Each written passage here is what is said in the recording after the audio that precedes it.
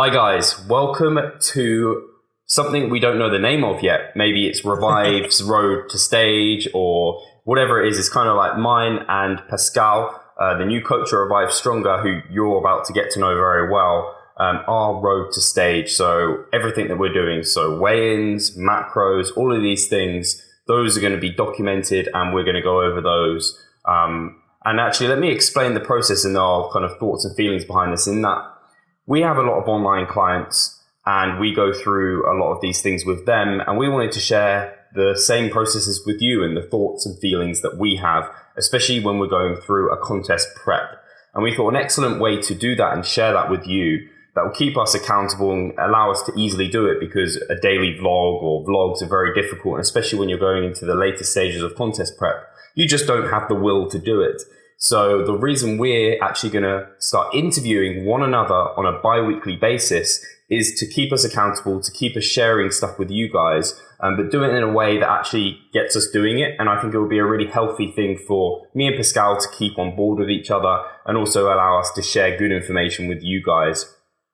So initially, just today, we're just going to go over a few kind of background things. This is going to be a bit of a longer episode, whereas in future, there'll probably be like 15-minute episodes going over how we felt for the week, which is typical of what we do with our clients, and then just all our data. Again, typical of what we do with our clients, which is going to be held within the Revive Stronger blog. So hopefully you guys will really enjoy this. We'll probably also attach the ability to ask some questions, so we'll cover those every week as well, because no doubt you've got some questions about what we're doing, why we're doing things. And I think this will be really interesting because you'll see both two people who are very similar going through contest prep, but Pascal's got Jeff Alberts as his coach from 3DMJ. I'm consulting with Jared Feather and at the moment actually coaching myself, but in later stages that may well change. So it's going to be interesting to see the differences there and the differences in terms of kind of how we go through prep, the stresses we've got, things like that. So I'm really excited to start doing this, and I think best for us to get going is basically just go about Pascal's background, kind of what you've been doing the last few weeks. Actually, let's go for training history over the last few years initially, Pascal, and just say hi because I've been rambling far too long. Thank you very much for the kind introduction, my man. For me personally, I'm purely coming from a powerlifting background. I did powerlifting for quite a while on a competitive level. And without going too much into detail about everything I did in the past, when it comes to training, I can only give you some idea that I was working together with Mike Toshiro for a while. And moving forward to 2016, I was preparing for a powerlifting competition, which I then needed to cancel due to my hip injury. I was dealing with FAI, which stands for femoral acetabular impingement.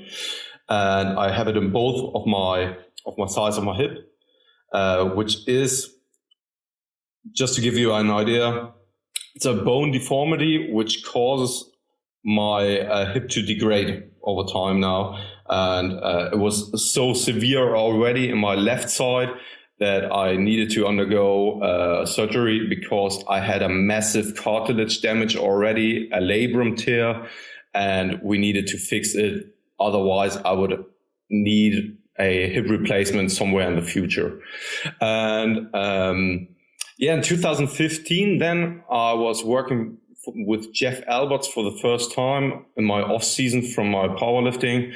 And this is where I got in touch with bodybuilding for the first time. And from there on, I just realized how much I enjoyed training that way.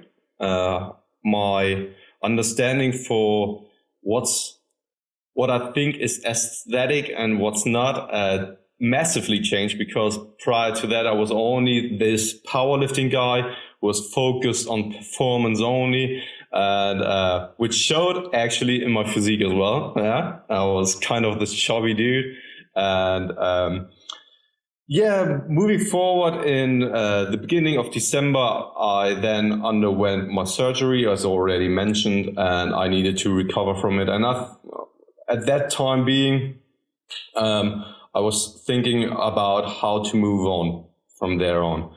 And for me personally, it was kind of a the right moment to actually switch fields and focus only on bodybuilding and really give it a serious try. And in the past 2 months, I was still recovering from the surgery, being in an isocaloric diet.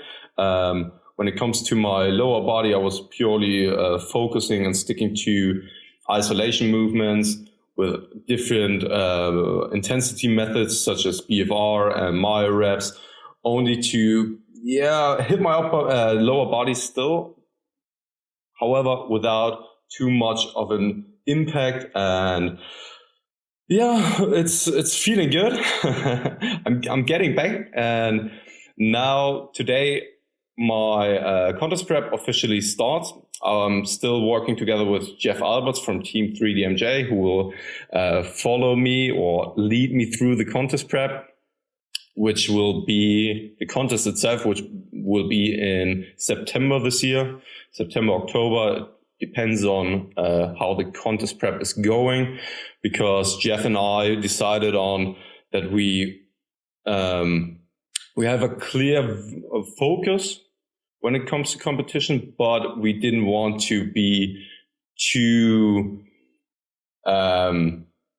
stuck on this date, because you can never know how a contest prep in the end will look like and will go. There will always be maybe ups and downs, and perhaps it could be that I will not be able to make it, especially because it's my first contest prep and I can't really tell how my body will react to everything, how my mind will react to everything. And we are really realistic about everything. And this is why we decided, okay, we have a set date. However, if anything comes up for us, we are still flexible, and we are not too much focused on this set date. And yes, that's about my background when it comes to training in the past weeks and past year.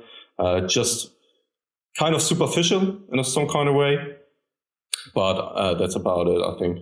I think that's cool as well, because I don't know if people follow Jeff, they know that he's big on chasing the physique, so not chasing like a deadline. So I think that's a really cool aspect, that you're not having a set date for your shows. And I think, and it will really show as we're going through this bi-weekly, we'll see how, where's Pascal thinking he's going to be in terms of kind of how near is he to stage, is he going to be ready in time, what's going to happen there. Because even if you have some background in contest prep, unless you've done lots and lots and lots, I think it's difficult to actually know how your body's going to react. Lifestyle's always changing. You can't kind of take into account everything. So it'd be really cool to see how that transpires.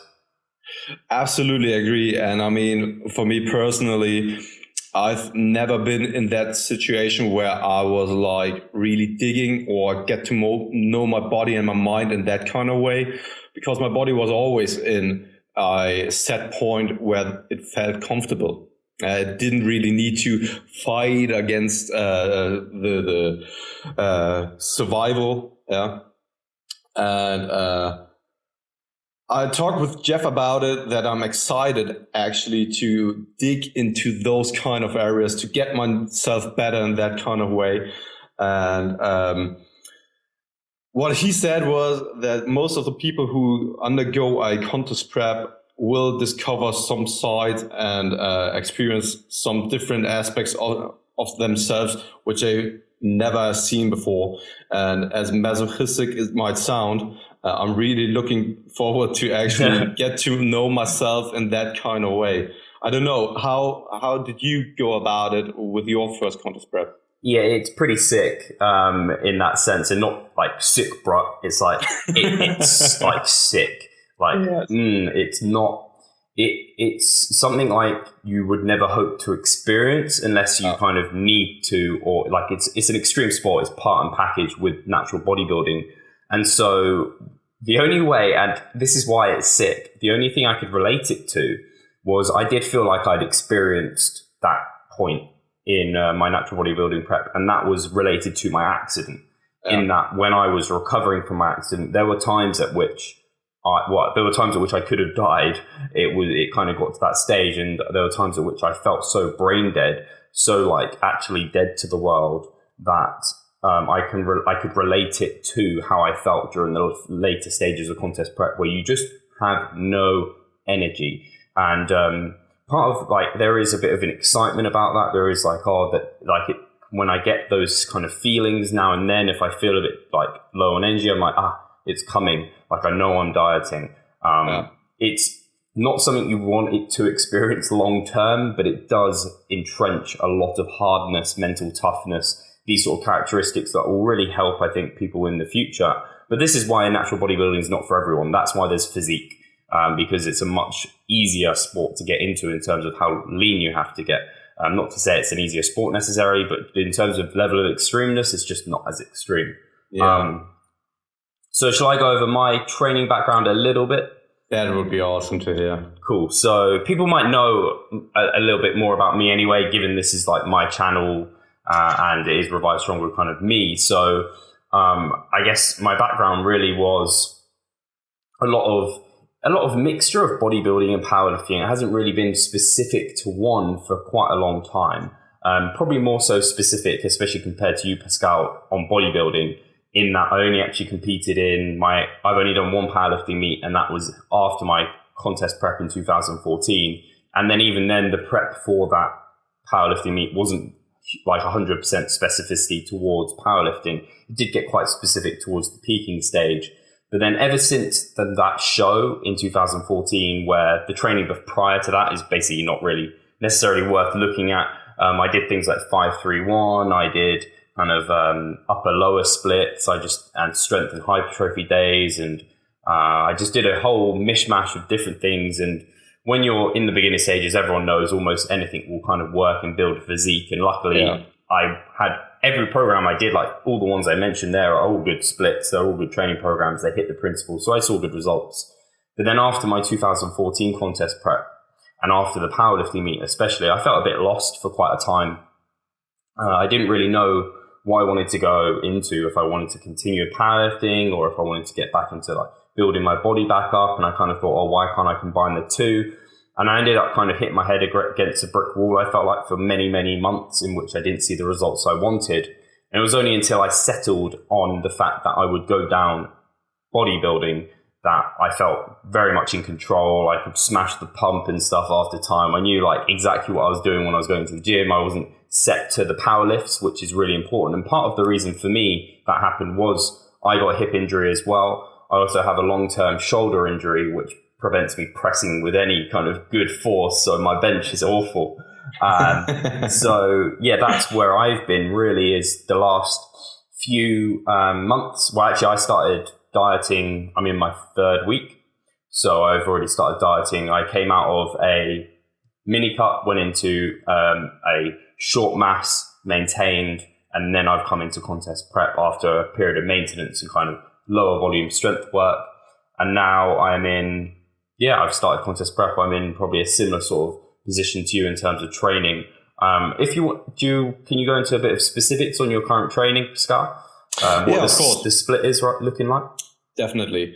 In the past 2 months since the surgery itself, I was sticking to a push-pull legs, which I did in the past for, I think, around 1 year, because it just fits with my daily schedule, and I like hitting the gym nearly every day. It keeps me sane, even though if I'm only there for maybe 45 to 1 hour, it's just that routine on a daily basis. However, now with a new training routine and working together with Jeff, we decided on doing a upper body, lower body, push-pull leg split. So hitting the gym 5 times a week. Not doing any cardio at the time being, because I'm always commuting my bike to work. I'm always on my feet pretty much. At least I would like to say so. And staying pretty active, so there's no real need for doing any cardio at that time now. And I'm still 29 weeks from stepping on stage. And the main focus or the emphasis of my training split will be more to my upper body, because I have the feeling that I have a pretty strong lower body when it comes to physique, and my legs are pretty well built. as well as my bum. And however, my upper body, especially my lat spread and my chest, is lagging, I feel, which is kind of normal for people who are purely coming from powerlifting background and have never really been that bro or this typical gym goer who only benched the whole time, which I never did actually. More of the contrary. To be quite honest, I squatted and deadlifted a lot, especially when I was training together with Mike Toshira. He's one of the guys who's implementing a lot of squat varieties, deadlift varieties, and hitting the compound movements quite often. So I squatted 3 times a week, deadlifted 3 times a week. So once a week with only the main movements, and then twice with different varieties, such as pause squats, pause deadlifts, deficit deadlifts, and stuff like that.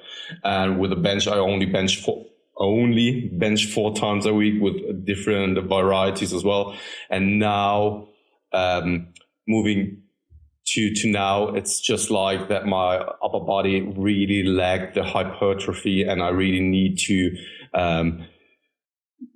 catch up in some kind of way when it comes to my weak points. And this is definitely my upper body. And I want to take the time for the next 6 months to actually bring my weak spots up so that I'm able to bring my best package on the stage for the first contest, because I want to feel comfortable on stage.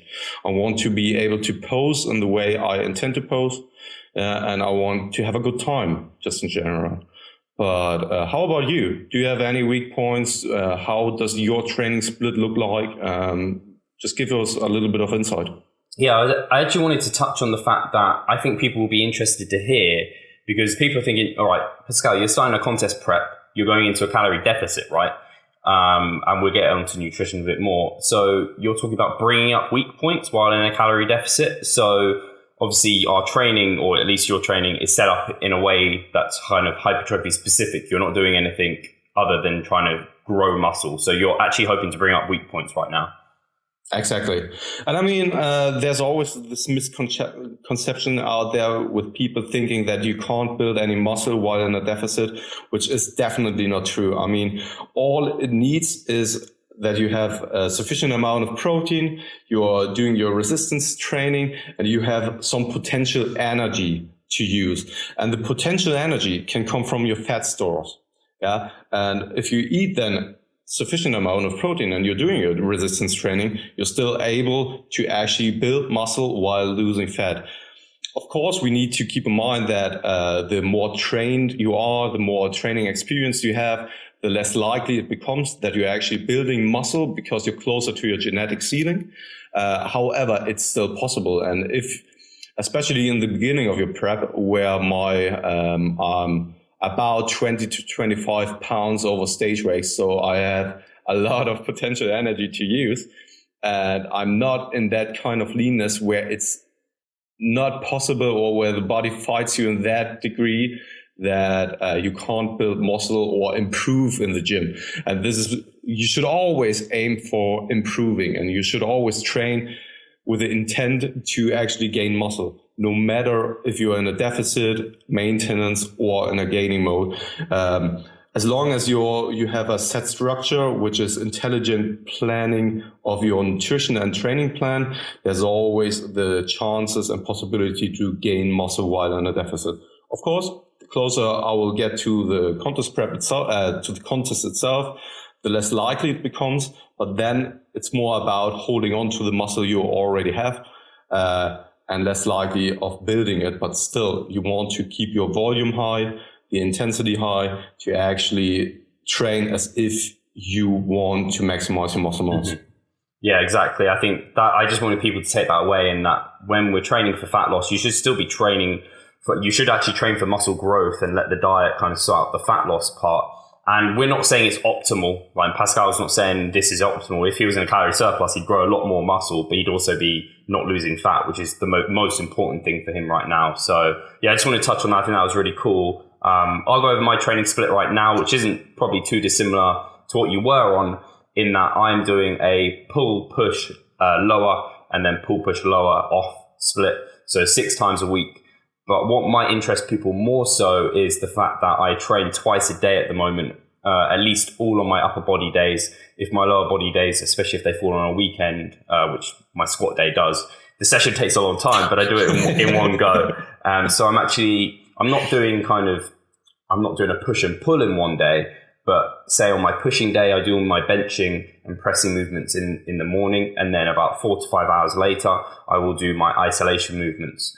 So I might do some side delts, some triceps, and that sort of thing within the second session, which it makes the session shorter. But I find I'm much better recovered to hit both. And I've got the luxury to be able to do that. So because I work from home, my gym's about a 5-minute walk away, it actually just splits up my day quite nicely. And I can give a lot more to both. And I actually have found, like we're talking about building muscle, because I've come out of a low volume period of training and then gone into this high volume and doing the two-day sessions, I definitely feel like I've gained some muscle and like feeling in a very good position. So that's quite exciting, and I'm enjoying the split. And I'm going to my last week next week, which is going to be scary because it's kind of the overreaching week, wheelchair week, the hard week of training. But I'm very much looking forward to the deload after that. And I like this way I've been training for quite a while, in that every time I deload, I actually look forward to it. It's not like, oh, I have to deload, I have to do that. It's more like, thank the Lord there's a deload there, because I couldn't continue training like this. This is now unsustainable, but I've hit kind of a peak. I've stressed my body enough to now allow for some really cool adaptations to take place. Yeah, and this is what you want to achieve, actually, to get to the spot where you really need that deload, where your body kind of screams for some kind of break. Yeah.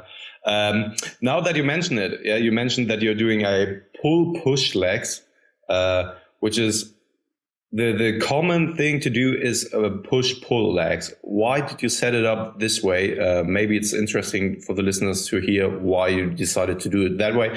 And additionally to that, will you continue training twice a day during your contest? So it is specific. I have actually come to the pull-push legs purposely. I find, to not go, well, I'll go into as much detail as I need actually, talking about kind of stress response adaptation curves. So when you stress a muscle, how long does it take to respond and adapt and then recover? And a good way of knowing that you might be on the right track is if you're not sore the next time you train a muscle. That's probably showing that you've recovered and adapted so that you can train it productively again. And something that takes a real beating, from horizontal pulling, from squatting, from deadlifting, and I'm doing sumo deadlifts, I'm doing high bar squats, and I'm doing bent over rows. They all tax the lumbar spine to a high degree. So my erector spinae are getting pretty battered. So I have to make sure that I'm allowing the SRA curve of the lower back sufficient time to recover. So on my first pull day, which comes after actually, let's just go through the splits. So my first pull day is a horizontal emphasis day. So I'm doing all my bent over barbell rows, and my back gets like a medium amount of tax on my lower back, not too much. And then I've got a day off anything on my lower back because it's pushing. And then the day after that, I'm on deadlifts, which is going to massively hammer my lower back. But it's pretty much recovered because I only hit it with kind of medium from bent over rows. And then I've got another pull day, but that pull day is vertical emphasis. And all of my horizontal movements are chest supported, so they're not taxing the lower back. So my back gets a full recovery day there. Next day is chest, not chest, push. So I get another full recovery day there. And then the final day of the week is back onto kind of probably a medium stressor for the lower back. And it's fully recovered, hopefully, if I've set things up right, controlled my fatigue levels and intensity levels sufficiently to recover for squats. And I found that sort of setup really to help me. And kind of the lower back, I don't know if there's any other muscle groups like the lower back, in that it just seems to be involved with a lot of things, but it can really limit you depending on what movements you pick and things like that. So that's the reason I've gone for pull push legs. I found that actually to be a superior setup to like the traditional ones. It's quite interesting that you're mentioning that you set it up this way due to the fatigue of your back, because I experienced it actually the same, but not so much with my lower back, because I have the feeling that I have a pretty strong lower back. I was always pulling conventional, and my discrepancy between my squat and my conventional deadlift is pretty high. However, when I trained the way I did here in the past with the push-pull legs, I always took a beating when I squatted and deadlifted heavy. I did a lot of compound movement when it comes to my leg day, and I always felt like I couldn't progress and recover on my back sessions due to the fact that there's a crossover effect going on from the leg session as well. And in the end, if you count it up, I think I did around 30 to 35 sets for my back, just because of this crossover effect, without even realizing it, because you're not tracking the volume of the leg sessions or the squats and deadlifts as a back exercise, and still it takes a lot of beating and a big hit. And this is something you really need to keep in mind. So that it's quite interesting to see that you actually structured it the way you do, with having a pull day, then the push day, then going over to the leg day, and emphasizing it between a horizontal push and a vertical push with chest supportive exercises as well. This is quite interesting to see and makes a lot of sense. Yeah, I find obviously your lats get used during deadlifting, but I don't find them, I find they're not taxed in the same way as like a lat pull down taxes them or a chin up taxes them. And very much either the lower back or even my upper back gets quite taxed from deadlifting. And like you're never going to get that soreness in your lats from a deadlift, because they don't tax it in the stretch position, whereas a chin or pull up does. So that's why, the vertical emphasis day, doing that massively helped. And actually you asked about twice daily sessions. Yes. So for the foreseeable future, I see that happening. I want to keep that up because it certainly allows me to do the most volume I can do, because it just allows for more recovery time, and the volume's higher quality. Will I be able to keep up? Will probably depend on lifestyle and how I'm feeling. And actually, I guess finances, because it costs more now, because I have to pay for a full-time membership and not just a off-peak hour membership, which I used to be able to do. But that will be fine. I actually think for the foreseeable future, I will have it like that, because I think it will partly probably help in the later stages, because I'll probably do my cardio in that PM session, which is probably quite nice because it splits up away from my big compound movements and probably allows for better adaptations to take place, at least on the short term, which done for a long period of time could add up theoretically. So I hope to keep it up. Whether I do or not, we'll see. I think part of it is really beneficial because it keeps me a bit more active, in that my step count basically went up by an extra kind of couple of thousand because I had to leave the house again.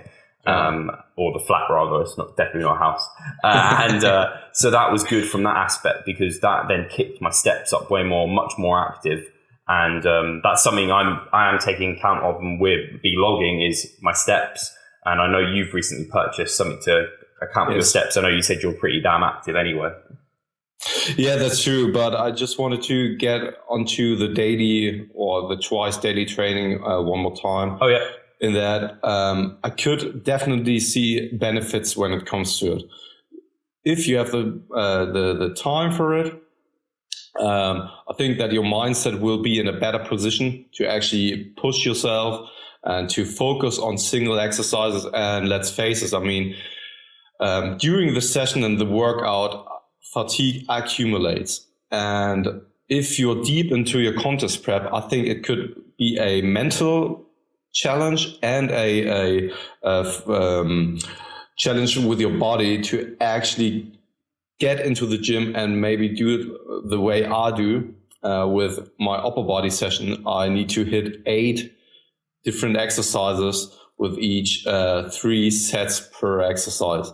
And I could imagine that deeper in your contest prep, there's a high benefit of splitting it up if you have the chance, because if the fatigue accumulates during the session itself, you can just cut it short and then hit the gym later after you had something to eat, after you refreshed yourself. And as you mentioned, another benefit is that you're getting more active in that way. Yeah, I'm definitely. I mean, people will be able to relate to this really, really well. On your leg days, when you have maybe abs and calves at the end, how much effort and love and will do you have to do those? Very minimal after squats or deadlifts. You don't really want to do them. Whereas if you actually do those in the evening, you can fully focus on them after doing a bit of warm-up cardio. Maybe it's the cardio you had to do anyway. It's kind of really quite nice. And even like doing bicep curls after doing lots of pulling movements, after lots of rowing, it's kind of like, oh, do I have to do those? Whereas now when I go in the evening to do them, I'm like, oh, I've actually just got like a session of bicep curls and like rear delts. It's all right. And you end up kind of a enjoying relief, isn't it? Yeah. And I know we've been talking about that, the way you structure your training for the contest prep. You talked about that in the beginning, you want to implement more of compound and heavy movements. And the deeper you get into your contest prep, the more you will change them with easier or isolated movements. Can you give a little bit of insight in that one? So the big heavy compounds will pretty much always be there for the most part, as long as I can kind of perform them with sufficient intensity and load. I'd never want to get those fully out. And after talking to Jared Feather, that's kind of a really good thing to do, is to keep them in, especially when you can give them your all, because they're very homeostatically destructive. They're big compound lifts. You can use lots of weight. But when you get into maybe especially the latter stages of prep, those might have to take a back burner just because you just don't have kind of your leverages change, your energy levels are very low. And so having to go in and do maybe, I'm not sure if this is a good example, but maybe like a kind of deadlift off the floor versus a Romanian deadlift. I mean, they're they're big compound lifts, but the deadlift off the floor is probably going to take a lot more out of you than the Romanian deadlift. Whereas the Romanian deadlift, you can probably do more volume, you can probably stimulate the muscles maybe potentially better because of the more volume. And then that might be a time to get rid of something like a big heavy deadlift. When you can perform more volume, more sustainable volume with like a Romanian deadlift. I'm not saying I'd go from kind of deadlift, like I wouldn't take out any deadlifts and just put in leg curls and that's it. Definitely not talking about that sort of thing, but maybe just making your exercise selection appropriate to the amount of volume you're trying to do, the rep range you're trying to do. For me personally, I know when I get deep into diets, doing sets of like 5s comes very taxing, and my recovery times increase hugely. Whereas if I can do sets of like 10s, then I can recover better from that. It's not so daunting. The weight's not so crazy heavy, but I can still do a sufficient amount. And that's much more volume, potentially a better stimulus for hypertrophy and muscle growth. So hopefully holding onto the muscle, but a set of 10 on conventional deadlifts might not be the best choice. I might be better off doing maybe a set of 10 with a Romanian deadlift or something like that. So that's where, just trying to escalate, increase volumes through mesocycles, and picking exercises that are appropriate to that intensity range. That's the way kind of I envisage prep to be set up. And obviously as we go through our check-ins, that will kind of come to the floor. We'll be able to see what happens. Yeah. Sounds really interesting. I think we touched enough on the training aspect. Maybe we should move on to the nutritional aspect or side of things. And maybe you could give us a little bit of insight about your macro ranges currently and what you have planned on how to progress in the future, if you have a strategy on how to deal and cope with different kind of plateaus and stuff like that. So at the moment, the last 3 weeks, I've been on I know these off the top of my head and then I don't want to have to come to it. So 180 to 190 protein, so about a gram per pound, slightly over, not much more. Carbs have been at 280 to 290, so pretty high. I feel like that's quite high for my calorie range. And then my fats are 50 to 60, which is about as low as I want them to go. I may dip lower than that for a period of time, because that's about 0.3 times my body weight in pounds. So that's about as low as you really want to go. we probably feel for an extended period of time. So yeah, really trying to push carbs as high as they can be whilst keeping protein at a level but retains as much muscle mass as possible. And that's been the same for the last 3 weeks without any refeeds, just straight through. But I do have a planned diet break during my deload. So that will act as a massive recovery stimulus, hopefully. Doing it with clients has been massively beneficial. They kind of come out of that feeling hugely refreshed. And some of them drop weight during it. Others kind of gain a little bit of weight. Other people maintain weight. It's just one of those things. But we expect, because I'm at maintenance calories during that week, it'll just be a week of maintenance. So there'll just be no fat loss going on in that time. It'll allow loads of diet fatigue markers to kind of dissipate. And from what we know, that's a really good way to do things in that it's 7 days, full maintenance. The body gets a lot of recovery from that. Whereas when we have short daily refeeds even, that's quite short term in nature, in that all of these diet fatigue factors tend to just come back after like another hypercaloric day. Yeah. It's quite similar to my approach and how Jeff and I are going to approach everything. My macros are set to 60 grams of fat, 305 grams of carbs, and then 200 grams of protein, which with a range of plus minus 5 grams per macro. And additionally to that, I have 2 refeed days, which is slightly below maintenance. With 405 grams of carbs, again 200 grams of protein and 60 grams of fat. For me personally, I will have a hard time actually hitting those macros of fat, because I was even though it's on the lower side, I was always struggling to get in my fats. I don't know why. I think it's more of a habit base, because I love to actually eat my carbs. And I'm always sticking to kind of lean meat sources and a lot of dairy products which are low fat as well. And I would just need to switch around a little bit and try to implement fats in some kind of way, which will, I guess, help my satiation and my hormone levels as well. Because again, I was always on the lower side, really on the lower side, and this is on a constant level over a couple of weeks and months and even years. And I could think that this might have had some impact on my physique as well. Mm-hmm. It's still just we're just guessing if that's really the case, because we can't really compare it to anything else. However, I could imagine that this had something to do with my current physique, and maybe I hindered some kind of progress when it comes to this, because let's face it, I mean, fats are essential. It's not like carbs, for example. Carbs, of course, are essential to keep your performance up and to keep your kind of energy levels up as well. It always depends on the individual. However, when it comes to fats, there's always a minimum amount you need to take in. And I know for myself, to be super honest with you and your on the audience, that sometimes I even drop below 15% of fat intake, and it's not even a rare occasion, but this was happening quite often, and I think that this could actually mess really much with your hormone levels and with your physiology in general. And that was just, and good, to be honest. I think people appreciate that. Was that just out of just pure habit or just pure preference, or were you thinking that keeping your fats that low would have some sort of benefit?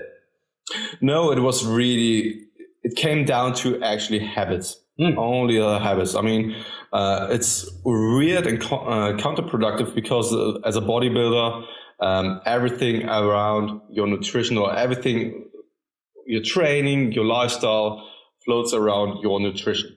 Yeah, everything is like structured and stuff like that. However, you're only having a handful of meals you're sticking to, which is kind of a weird thing when you think about it, that the bodybuilders who want to improve and be the healthiest version of themselves in some kind of way, to actually show it in their physique, are the ones limiting themselves. And when we look at people from Osaka, I think it was, with the people who live the longest, they have the highest variety in food as well. So kind of funny to see that the bodybuilders who represent the body, who want to be quote unquote the healthiest one, when we look at magazine covers and stuff like that, that those are most of the one limiting themselves to only just a few meals. And I fall into the trap as well. I have my 5 to 10, maybe 15 go-to meals, and all of them are kind of low fatish. And I really need to step up my game, get things sorted, because I think that the more I'm in the contest prep itself, the lower my hormone levels are, or the more messed up they are actually. And one sec, Pascal. Yeah. This sound's gone all crackly for some reason. Okay, fuck. Oh, wait, keep speaking. I think it's come back. It's a little bit crackly, but it's not too bad. Okay, I think it's my internet connection here because it's red currently. Just give me a second until it's fixed again. Sounding better. Now. Yeah, it sounds better. Where was I? I think just talking about basically falling into the trap of, being in your set habits and routines. Yeah, totally. And I guess when you're not coached, you don't have someone looking over you, you just fall into a habit-based system. And absolutely. And this is the thing, the more I get into contest prep, the more messed up my hormones are going to be. And if I keep my fats on the lower end, I think this will only cause more problems and more issues along the way.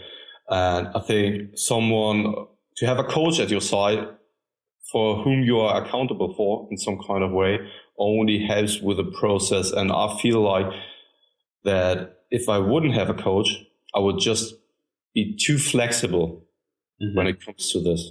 Yeah, I think that's a really good point, because also, it just keeps you accountable, and you have someone there being like, right, Pascal, why are you eating so low fat? But that's not the best thing for you. And having someone do that is really helpful, because as coaches, you can get lazy with that sort of thing. And I sure have with my own training more so, and I fall into habits with my routine, and you do fall into habits, and most of the time they're healthy and they're productive habits, but that one might have been one that kind of was biting you in the arse in the long term. And I think I'm really glad for you that you are now on kind of a more productive pathway with that. So that's really cool. And I'm excited to see how your weight loss goes with that. Obviously you're on a higher intake than me, but you just require it because you're more active. I think you're heavier than me as well at the moment. And fatter, yeah. Come on, say it. You're a fat boy. I mean, it's just because you're only 10 pounds over stage weight right now. Over my previous, Yeah. You got 6 months to go and you're already really close to your stage weight. I mean, this is why it's going to be really interesting as well, because we're starting at much different points. I competed before. I'm very near to stage weight, and I'm taking a lot, I guess, not a very aggressive approach at all. Whereas you're kind of taking a more traditional approach probably, and it's your first time to stage. I'm excited to see what happens. Obviously, already I'm experiencing things that maybe are frustrating to me, and maybe because of the approach I'm taking, the things I have to just deal with, in that right now my weight hasn't shifted very much since starting to what I expected. So we'll probably go over this during the logs, and we can put up our starting calories, current calories, and we'll continue this through. But so people have a reference point for me right now, I was maintaining on 3,200 calories, pretty much the same level of carbohydrates and protein, but my fat were basically double. And I basically cut my fat in half, maintain my carbs and protein, and come into around what you would have thought a 700 calorie deficit, coupled with more volume training, more walking. Cardio has stayed level, so I just do 550 calories a week, so nothing, it's just warming up cardio. And my weight hasn't really shifted very much. I'd have to look at my details, but this week I hit a new low, but it's still it wasn't as low as predicted. But this is something to bear in mind, and something that will help us going forward.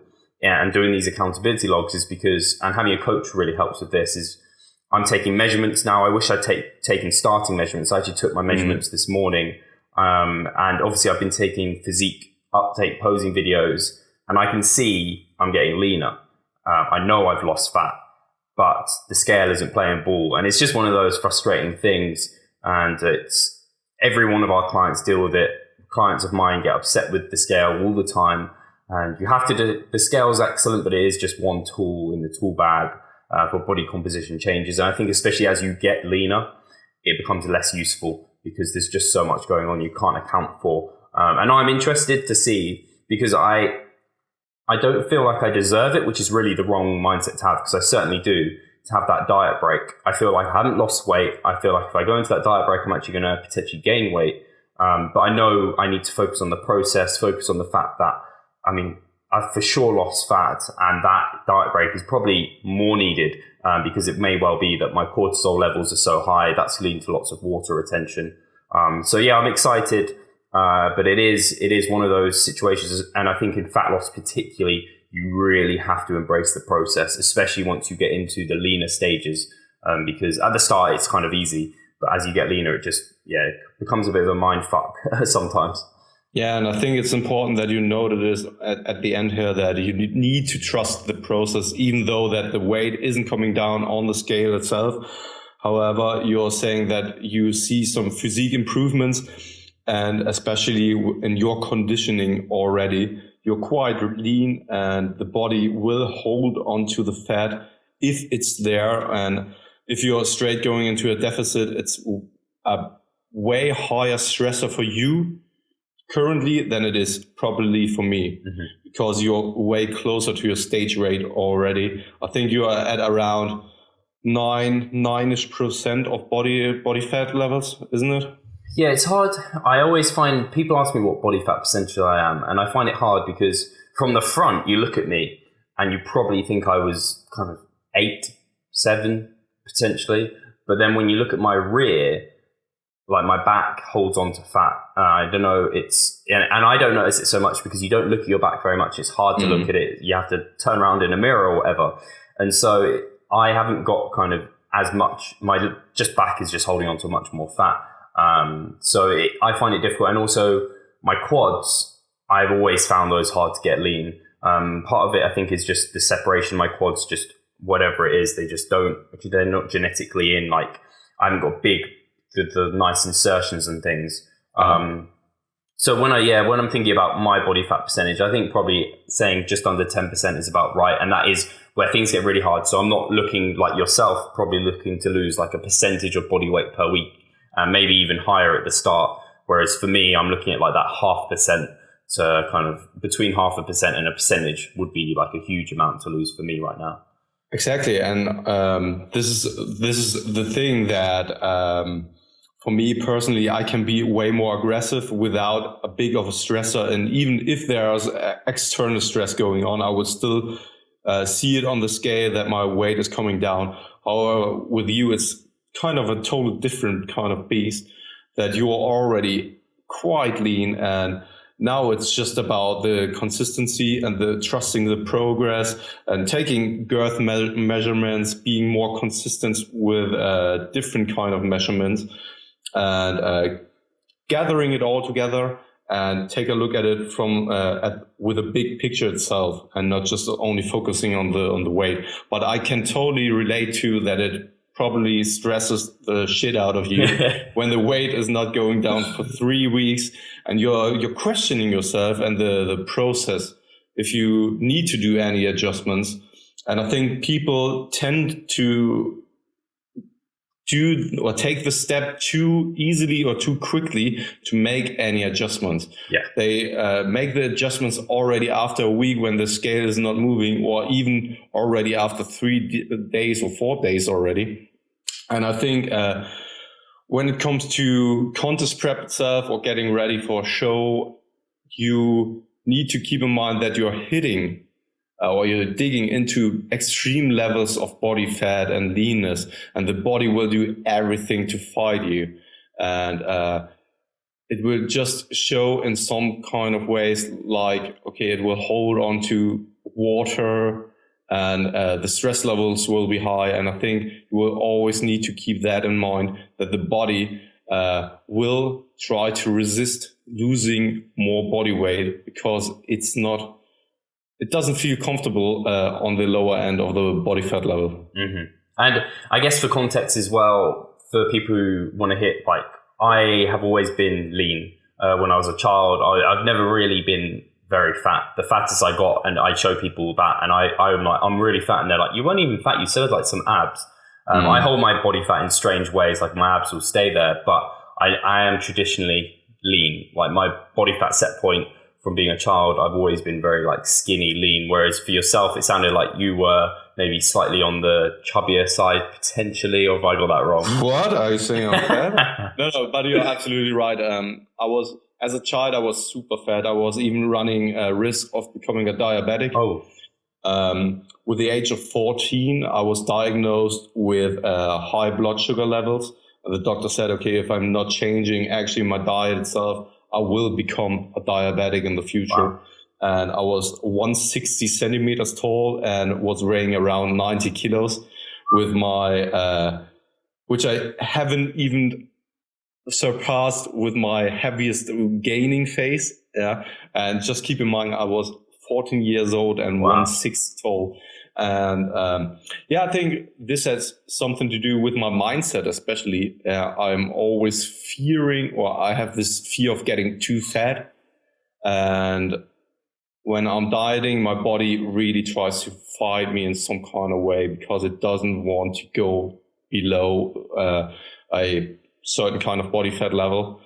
And this is something I'm really excited to see, as already mentioned, to actually dig into body fat levels or a leanness I've never been into my entire life. Yeah. And this is going to be super excited to see the changes in my body and the changes mentally I need to go through. Which brings me actually to the next point, because when you mentioned that you were holding onto water that much, I know that you had a pretty busy past weeks here in the past 2 months. So I think a lot of it had to do with stress and your current life situation. Maybe you can give a little bit of insight on how the next weeks are going to look like, if you expect that stress levels are going to be high again. Do you make any adjustments when it comes to your life, and how does your relationship deal with it? So yeah, it has been probably, I think I discount it because I feel like I'm quite chilled out. But I think I'm definitely one of those guys who's kind of like just chill. And then I'll just be like triggered, like something will just set me off and I will just lose it. Most of the time I'm very chilled out, and people who are watching this probably will agree. But if you know me as a person, you'll probably relate to the triggered me, and something will just set me off and I'll just get very stressed out. But I think I don't feel that stressed, and with the scale, I've kind of just accepted it. And I feel like because I am so far out from stage, that I've got so much time, and you've got so much time, that we can be a bit more relaxed about it. And I'm not being relaxed in terms of I'm not relaxing about my training. I'm still smashing the gym. I'm not being relaxed about my macros. I'm still getting those in. I'm just being relaxed about the data that's coming back to me. So that is kind of happening. Kind of lifestyle things that will cause you stress, I guess, was bringing on yourself. Not that you coming on was a stress, but kind of doing that. Kind of, be honest, it was going through it still is. Fuck me, it's such a stress. So going through the applicants and all of that, it was just quite stressful. Mostly because I guess I feel bad for the people who applied who didn't get the role. Because there were no bad coaches, as I said, they're all excellent, and I was very fortunate to get yourself, and kind of it's still massive credit to you for being chosen. Not that makes me sound really arrogant, but just because of the caliber of people applying. So that was a bit of a stress. Just the job in general, being an online coach, I'm sure you'd agree, Pascal, can be quite stressful in that there's demands on you all the time. I'm working, I say I don't work weekends, that'd be an absolute lie, because I work almost every weekend. That obviously puts a stress on relationships with me and Charlotte, who's my girlfriend, who we live together in the flat. And sometimes it can get a bit touchy because I'm like, I have to work. And she's like, why are you working? I'm like, well, I have to do it. Don't question me about working.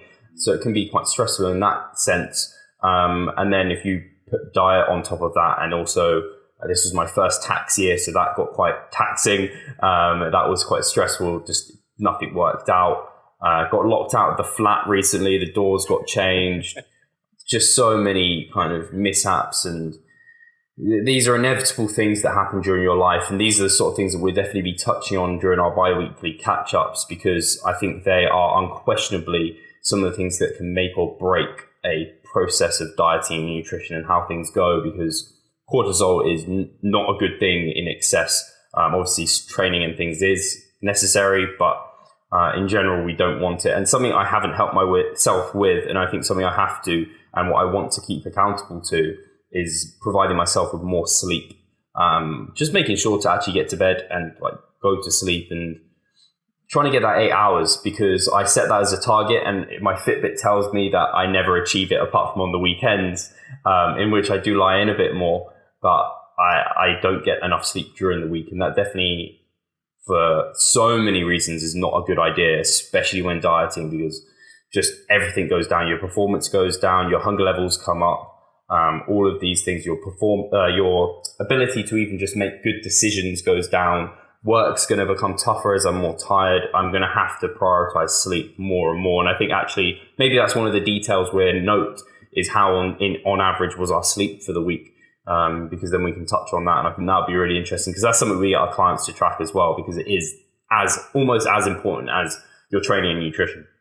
Absolutely agree. And most of the things you were mentioning there, I can totally relate, and I feel the same way, especially when it comes to pleasing people around you, making them happy, helping them, and sometimes you simply can't do it, which stresses the shit out of you. Yeah. And I know it can't be avoided at sometimes, because you still have to live your own life, and you still have your duties and tasks you need to take care of first. And so I totally can relate on that note. And I feel the same way when it comes to sleep for the time being. I was sleep deprived in the past 3 weeks massively, which then I think led to me being ill twice already this year, and which only can show you guys that how much of an impact sleep can have on your health and on your performance and progress in general. And I think that this can make a massive impact over the course of 6 months leading up to a contest prep, where your health levels are dipping down underneath a certain level already. And when you then are sleep deprived massively, I think it can show in your physique or the package you bring on stage 100%. Massively, and make the difference between actually winning a show or coming in last. Yeah, completely. And actually, let's hear a bit more about kind of what you've been dealing with, because I know you've had a lot go on. I mean, coming on as a coach, I mean, I'm a bad boss. So I make you very stressed. Absolutely. And guys, I'm super stressed at the moment because Steve and I work so much and he kicks the shit out of me. And the reason why I was sleep deprived was because I had to work 20 hours a day only for Revive Stronger. No, I'm of course just kidding. For me personally, there's so much going on in my life currently. I'm still working as a post artist during the day, transitioning over to full-time coaching with Revive Stronger. I launched my own brand in the beginning of the year before Steve or you actually was looking for a coach, which was kind of a funny thing or coincidence that it happened at that moment. However, I coach different clients here in Germany as well already, which is only locally then. And beside of that, I'm visiting evening school so that I'm able to maybe or eventually do a PhD somewhere in the future to provide some more knowledge, get some more knowledge on the field of exercise science. And it's just my daily schedule is that I get up at 5:30 in the morning, get my coffee in, go straight to the gym, coming back, taking a shower, eat something, and go off to work. in the meantime or in between, I'm always doing some client check-ins and answering emails and stuff like that. When I'm coming back, I will eat something, prepare my food for later this evening, and then I go to the school, do the school stuff. And beside all of this, I'm also doing the SBS Academy for the time being. So there's super much going on. And then again, there's the contest prep going on now. So a lot of stressors, which are currently not stressing me out too much because I'm still having control over everything.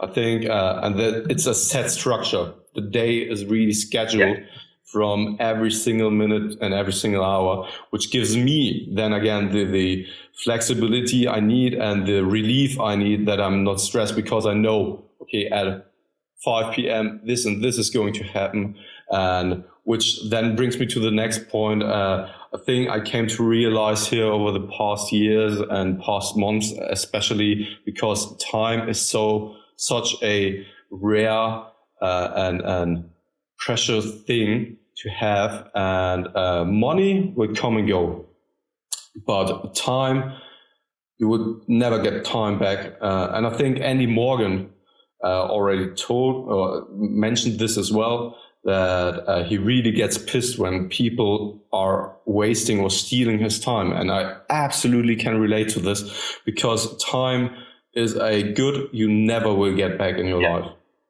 And for the time being, it's just such a rare thing I have. And if anything happens out of my current schedule, then I get stressed. And this just shows himself in the way I sleep. When I don't get enough sleep because I had to work or do something prior to my sleep, I would just take it with me to my sleep actually and think about it. And it just messes everything up then. And without going too much into detail now, because I think I rambled on for too much, I can only say that I will try to manage everything like stress management, time management as best as I can, so that I have the lowest stress levels when it comes to my contest prep in general. Yeah, I think this is the sort of stuff that we're going to be going over every week. So it may well be one week where we talk about our sleep strategies and what we're trying to implement, because I talk about it and then I'll do it, but then it will kind of fall off, that habit will go. So I think it's important that we can touch on that sort of thing. And I think probably we've covered everything we wanted to in this initial chat. So hopefully people have taken a lot away from it and kind of get an understanding of where we're both coming from and where we're looking to go. We're both kind of competing at the same sort of time, so that's going to be really interesting. And if you do have any questions, please do send them across. Probably the best place is in our free Facebook group. That's where you'll get both of us. That'll be the easiest place for you to actually ask questions. Do try and appreciate our time and not just ping us questions all over the place, because that'll probably wind Pascal right up. And he won't get any sleep. So that'll be beneficial. So I just want to thank everyone for listening. And I want to thank Pascal for kind of joining me here. Been a fun chat. Absolutely. And thank you, Steve, for having me on or doing this with me. The whole journey itself, I'm really excited and looking forward for the next upcoming weeks. And guys, beside of doing this video and podcast audio thing for you, you can definitely check out our log. We have it in a written form as well. So if you want to really get into detail about how our weight is going, how, as Steve already mentioned, our sleep is going, how much we slept, how our girth measurements look like, you can check it out in depth over at our log. And we'll put links below. Totally. Cool.